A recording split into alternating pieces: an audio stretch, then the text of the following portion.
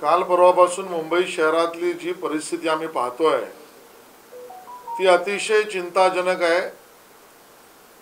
खऱ्या अर्थाने मुंबई एका धोकादायक वळणावर येऊन ठेपली आहे की काय असं वाटणारं विदारक चित्र आहे।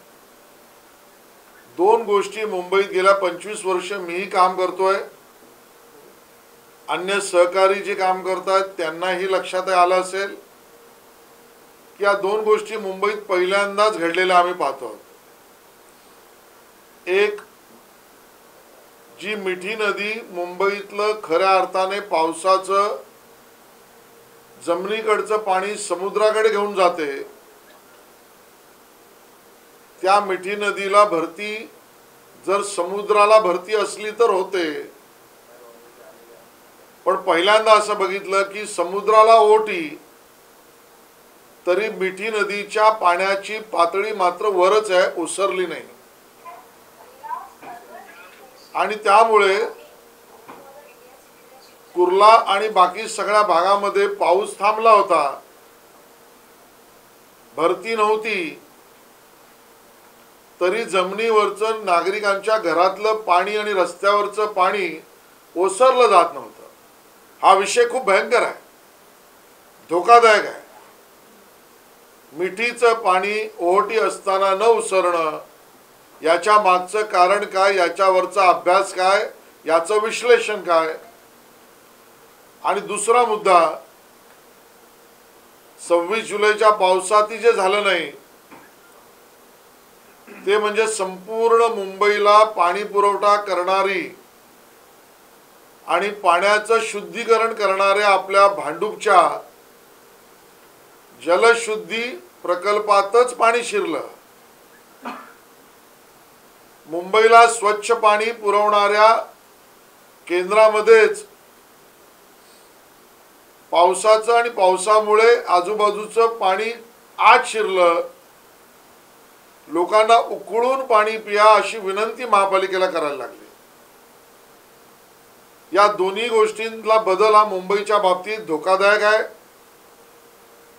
यावर चिंतन अभ्यास करण्याची गरज आहे। माझी हात जोडून विनंती आहे माननीय मुख्यमंत्र्यांना, त्यांनी काल आढावा बैठक त्याच अधिकाऱ्यांकडून घेतली ज्या अधिकाऱ्यांनी हे धोके ओळखले नाहीत, ज्या अधिकाऱ्यांनी पूर्वतयारी केली नाही। चेंबूर असेल, विक्रोळी असेल, काही भागात जे दुर्दैवी मृत्यू झाले त्या डोंगर कड्याकडच्या घरांना आणि डोंगर कड्याच्या बाबतीत असलेल्या धोक्याच्या सूचनेला जे खऱ्या अर्थाने सांगू शकले नाहीत त्याच अधिकाऱ्यांबरोबर मुख्यमंत्र्यांनी बैठक घेतली। आणि म्हणून माझी विनंती आहे मुख्यमंत्री महोदयांना, महानगरपालिकेतले गटनेते असतील, मुंबई शहरातले जनप्रतिनिधी लोकप्रतिनिधी असतील, खासदार आमदार असतील, काही तज्ञ असतील, यांची फिजिकल असेल तर फिजिकल शक्य नसेल तर ऑनलाईन तातडीने बैठक घ्या। कारण आपापल्या भागातल्या धोकादायक परिस्थितीचं वर्णन हे आमदार खासदार आणि गटनेते नगरसेवक करू शकतात।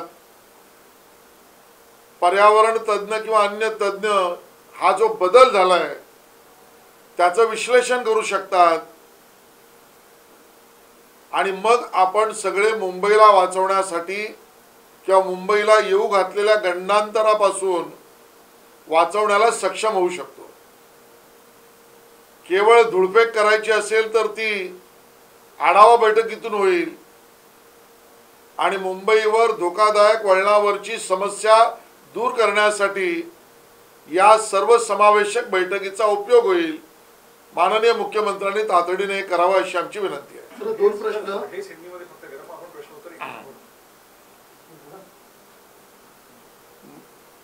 कल से परसों से जो बारिश को लेकर मुंबई की स्थिति बनी हुई है, उस विषय में बहुत ही गंभीर दो मुद्दे सामने मुंबई वासियों के आए हैं। गए 25 साल से मैं और हमारे काफ़ी सहकारी मुंबई में काम करते हैं। हमने आज तक इस प्रकार का धोखा और गंभीरता मुंबई के बारिश को लेकर समस्याओं को देखी नहीं है। वो आज अवगत माननीय मुख्यमंत्री जी से कराना चाहते हैं। पहली बात तो बारिश का पानी जमीन से समुद्र को लेके जाने का काम ये मीठी नदी द्वारा होता था। मीठी नदी के पानी का स्तर ऊंचा होता था जब समुद्र को भरती आती थी, हाई टाइड आती थी, तब होता था। लेकिन इस बार मुंबई के सामने धोखा हमने पहली बार देखा है। बारिश रुकने के बाद भी और हाई टाइड नहीं, लो टाइड होने के बावजूद भी मीठी नदी के पानी का स्तर गंभीर स्थिति में, धोखादायक स्थिति में था। ये क्यों था, उसका विश्लेषण क्या, उसके पीछे की वजह क्या है, अभी भी स्पष्ट नहीं हुई है। और दूसरी बात भी गए 25 सालों में या ज्यादा समय पर हमने देखी नहीं।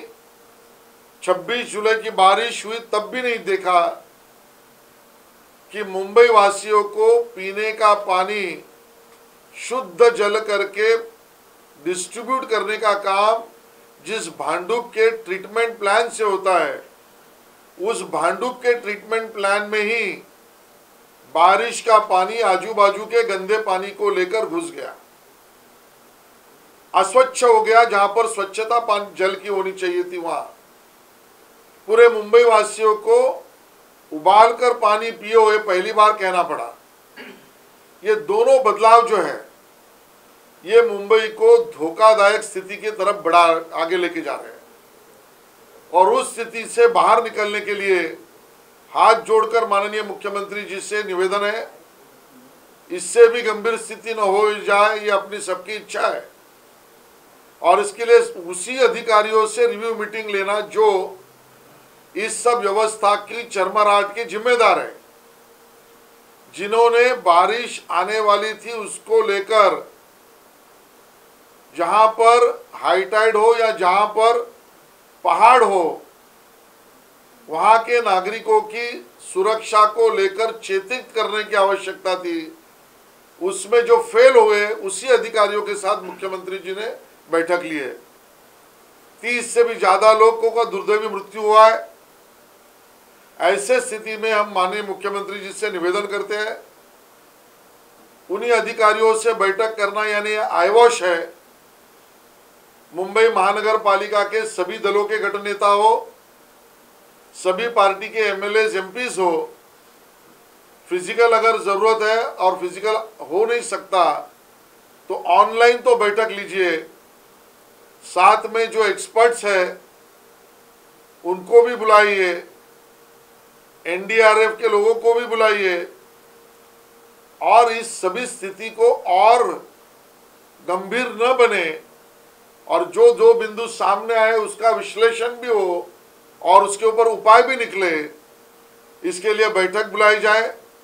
और माननीय मुख्यमंत्री जी से निवेदन है इस बात को गंभीरता से ले। सर, प्रामुख्याने दोन प्रश्न, एक म्हणजे कोट्यवधी रुपये नाले सफाईवरती खर्च केले जातात, मात्र पावसाळ्यापूर्वी मुंबई महानगरपालिकेने नाले सफाई केली नाही, त्यामुळे मिठी नदीची पाणी पातळी वाढली असेल किंवा अनेक भागांमध्ये पाणी साचलंय का? आणि दुसरा प्रश्न, चेंबूर असेल, विक्रोळी असेल किंवा भांडूप असेल, या ठिकाणी जी दुर्घटना घडली या संदर्भात यापूर्वीच भाजपच्या अनेक सदस्यांनी महापालिकेमध्ये कोणकोणते दुर्घटनाग्रस्त भाग आहेत, दरडी आहेत, त्याची माहिती दिली होती। अधिकाऱ्यांच्या या ठिकाणी बेफिकिरीमुळे हा सर्व प्रकार घडलाय का? राजकारणाचा मुद्दा आम्हाला करायचा नाही, पण मुंबईकरांचे जीव वाचवायचा असेल तर लोककारण करावंच लागेल। आणि त्या लोककल्याण आणि लोककारणाचा भाग हाच आहे की मुंबई महानगरपालिकेच्या प्रशासनाने केलेल्या निष्काळजीपणाचे हे बळी आहेत। 112% नाले सफाई केली मिठी सहित, हा दावा मुंबई महानगरपालिकेचा होता। 112% नाले सफाईने केल्यानंतर 30 नागरिकांचा बळी गेलाय, मिठी नदीचं पाणी वर गेलंय। त्याही वेळेला आम्ही म्हटलं होतं मिठी नदीतील किंवा अन्य नाळ्यातील गाळ तुम्ही काढलाय म्हणताय तो कुठे टाकलाय? ते डम्पिंग ग्राउंड कुठे आहे, प्रायव्हेट आहे की पब्लिक आहे, व्हिडिओ फुटेज कुठे आहे, ज्या वजनाने कंत्राटदाराला पैसे दिले तो वजन काटा कुठला, आणि सगळी धुळपे काय, ही नाले सफाई नव्हती, ही हात सफाई होती. आणि म्हणून मिठीच्या बाबतीत सुद्धा आम्हाला तीच शंका आहे आणि या बाबतीत महानगरपालिकाच दोषी आहे. दुसऱ्या बाजूने धोकादायक इमारती असतील, धोकादायक कट्टे असतील, धोकादायक भिंती असतील आणि धोकादायक दरडींच्या भागाचा डोंगराळ पट्टा असेल, या सगळ्याचं सर्वेक्षण मेच्या पूर्वी करणं आवश्यक आहे आणि ते जाहीर प्रसिद्ध करायला लागतं.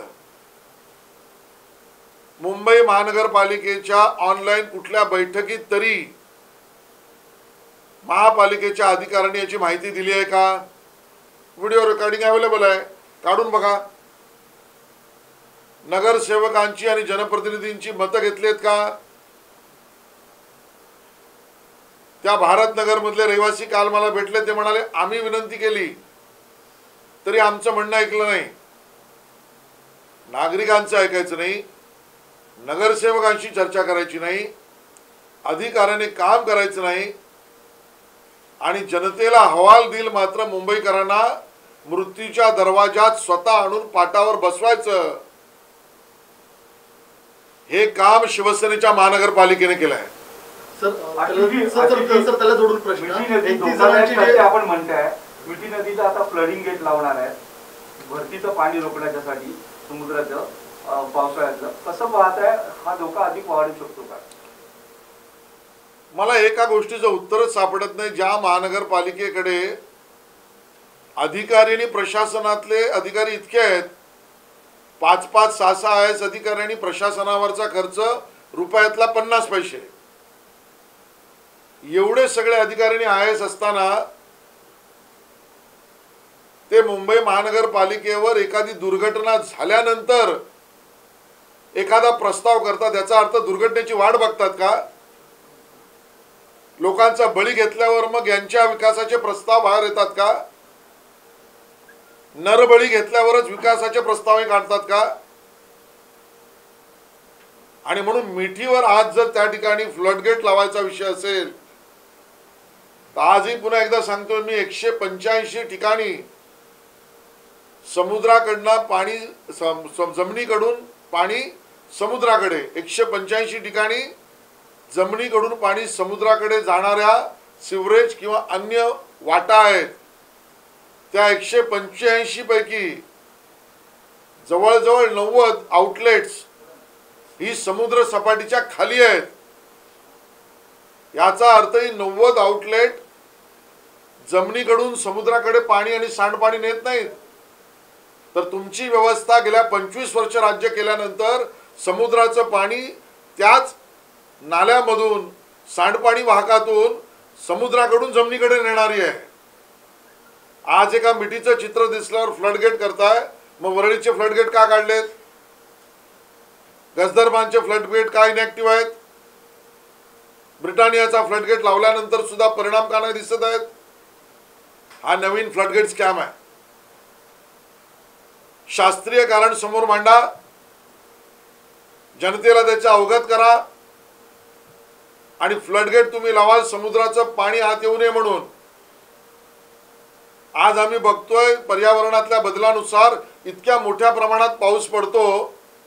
जर फ्लडगेट बंद केल्यानंतर मोठ्या प्रमाणातला पाऊस आणि छोटा नाल्यातलं पाणी जर मिठीत गेलं तर त्याला आउटलेट काय? त्याच्यावर पंपची व्यवस्था आहे का? कुठलंही चित्र स्पष्ट नाही. नरबळी घेणारे हे प्रकार महानगरपालिकेचे आहेत. सर नरबळी घेणारे प्रकार आहेत. One thing about the range is that sir 31 जणांची नरबळी गेले, त्यामध्ये पुनर्वरती कारवाई केली जावी कारण की अधिकारी जबाबदारी झटकतात. अशीच बळी यापुढे होत राहते. माननीय मुख्यमंत्री जर संवेदनशीलतेने काम करत असतील, अशी आमची अपेक्षा आहे, करतायत, त्यांनी याच्यावर SIT नेमावी. SITची गरज आहे कारण याच्यामध्ये आज आम्ही वर्तमानपत्रामध्ये बघितलं तर IIMDच्या अधिकाऱ्यांनी सांगितलं अचानक हा जो सगळा प्रकार ढग जमण्याचा झाला त्याची आम्ही पूर्वसूचना दिली होती. एका वर्तमानपत्रामध्ये बातमी आहे की ह्या IMDच्या अधिकाऱ्यांनी पूर्वसूचना दिली. जर त्यांनी पूर्वसूचना दिली असेल, महापौर म्हणत असतील पूर्वसूचना नव्हती, महापौर म्हणत असतील की आम्ही डोंगराळ भागातील नागरिकांना विस्थापित किंवा तिथून बाहेर जाण्याची विनंती केली, नागरिक म्हणत असतील की आम्ही स्वतः विनंती करून सुद्धा महापालिका आली नाही, तर याच्यामध्ये दोषी व्यक्ती खूप आहेत, खूप यंत्रणा आहेत. वारंवार असे नरबळी घेऊन तुमची सुटका होणार नाही. SIT नेमायला लागेल. सर, पंतप्रधान आणि शरद पवारांची जी बैठक झाली त्याच्या चर्चा अजूनही संपलेल्या नाही. नक्की कोणत्या सहकार्याबाबत त्यांची चर्चा झाली? मला याच्यावर भाष्य करता येणार नाही कारण हा माझ्या अखत्यारीतला विषय नाही आहे. पण माननीय मोदीजींचा आजपर्यंतचा कार्यपद्धतीचा भाग जो माझ्यासारख्या कार्यकर्त्याला कळाला आहे, त्या देशहितासाठी ते कोणाशीही विरोधकांशीही चर्चा करत असतात. अशातलाच तो भाग असेल असं मला वाटतं. Sir, with respect to the rains, two things mainly. One, obviously, 32 people lost their lives yesterday in the city. Today also there has been an incident in Nalasopara where a child fell into an open manhole. Every year we see similar stories and similar things happening, but nothing seems to change. It is unfortunate that the BMC is having the budget of more than 40,000 crore rupees. Their fixed deposit is more than 30,000 crore rupees. Out of every single rupee, 50 paisa goes to the payment to the staff. So huge number of staff is available. There are 5 to 6 IAS officers, and still every year we see this death trap. I will call it as a death trap to the Mumbaikars. The spots are the same, the locations are the same, the suffering of the people in the particular area is the same. This time we have seen two very dangerous situations for Mumbaikar. Number one, the Mithi river, which was supposed to carry and flow the water from the land to the sea, used to get flooded only in the time of high tide. But this year we have seen even in the low tide, the level of Mithi river was at dangerous level. Why? What is the reason behind it? What is the government going to do about the same? Have BMC given thought about it? And secondly, we have seen the pure drinking water supply treatment plant at Bhandup, which is supposed to supply the clean water to Mumbaikar, is getting contaminated because of the heavy rain. Now these both issues are so dangerous. I am requesting the Honorable Chief Minister to call a meeting of all leaders of the parties in corporation along with MLAs, MLCs, MPs. Maybe online meeting is required. Call all experts. Let's resolve this issue. Your sensitivity needs to be act now. Honorable Chief Minister should act on the same, and we demand this death trap for the Mumbai and MMR region people should be stopped immediately. There are more than 30 people lost their life in yesterday's tragedies which happened across the Mumbai and a few locations.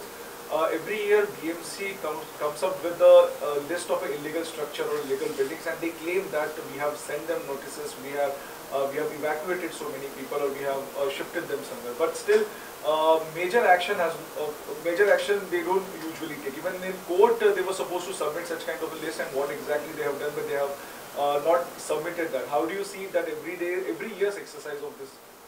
It is a mandatory duty of the BMC to do the survey of the dangerous buildings, chawls, Gautan areas, along with the probable landslide areas where the human loss can take place. They have not only to do the survey, but they have to declare it publicly for people's opinion. This year they have not done so. In any of the online meeting of the BMC corporators, they have not declared the same, they have not discussed. The resident of such a dangerous landslide probable area are claiming that they have gone to the extent of requesting the BMC, that has not been heard. Purely negligence of the BMC, the death of these 32 people has been caused. Samna has Another said, thing is there was an advocate in Borivali who was attacked yesterday in the open street in afternoon. Swords With were swords and other things. Some 20 people came and their swords were brandished. We have not seen these kind of things happen in Mumbai earlier. The total lawlessness, law and order situation of Mumbai is on the verge of collapse. The pleaders in the court are getting assaulted on the road with the sword openly. What kind of Gundaism is this? Pre-90, pre-80s, such underworld was working, and in those days, our Home Minister then, Mr. Gopinath Munde, has acted so tough that all these gangs has been stopped or arrested or eradicated. If the lawyers, the lawmakers and the pleaders are not safe in this city, what kind of law and order situation is there in this city? The police department is totally been shattered into the groupism and corruption. The ex-Home Minister is himself is absconding, and those who are supposed to keep the law and order situation, they are hiding behind the party leaders' faces. Absolutely chaotic situation. Mr. Shala, BMC had claimed that desilting work of Meethi River has been done, and it is more than 100% work they have done, 112% they claim. If they have done 112% cleaning work of the nalas and Meethi rivers, then also I said, this 112% of the cleaning which you have done, please show the record where it has been, this sludge has been actually dumped. In which dumping ground? Openly, on private or public dumping ground? Where it has been weighed? The contractor has been given the money on the weighing machine of this silt which has been removed from this nalas and Meethi river. There is no record, there is no video record, and therefore this is a death trap to the Mumbaikar. You have asked for the SIT, what exactly you are... Absolutely, the time has come to form a SIT and to investigate why these 32 people have lost their lives. Why BMC officers have not acted as per the law. Why the information has been not been circulated to the residents. If IMD is claiming in one of the newspaper that we have informed the BMC in advance, then who was not acted as per the required information, and therefore SIT is required to investigate about the same. Sir Marathi SIT बाबत सांगितलं. शेवटचा प्रश्न मुंबई महापालिकेने मागच्या वर्षी उद्धव ठाकरेंनी launch केलं होतं flood warning system flood warning system तर ते अजूनही कार्यरत नाहीये. फ्लड वॉर्न सिस्टीम ही फक्त कलानगरच्या जंक्शनला आहे. 6-6, 7-7 पंप लावून कलानगरच्या जंक्शन मध्ये पाणी शिरू नये, नको शिरायला चालेल, त्याला खर्च पण केला तेवढा. पण कलानगरला फ्लड वॉर्निंग आणि बाकीच्यांनी फ्लड बेअरिंग हे धंदे शिवसेनेचे चालू आहेत. So, about the same thing, that a flood warning system is there, but now they are saying that it is not fully activated. Flood warning system is a farce. The flood warning system is only acting at Kalanagar junction. They have put number of pumps there. We don't mind. Of course, there also need not to be water logging. But at Kalanagar only flood warning and everywhere flood bearing. This is the situation of Mumbai. Thank you. The lawlessness, Marathi. हा कायदा sir ज्या पद्धतीचं चित्र मुंबई मधल्या या हल्ल्यातनं दिसतंय की एक वकील ज्यांनी कोर्टासमोर बाजू मांडावी, न्यायालयासमोर न्यायिक भूमिका घ्यावी,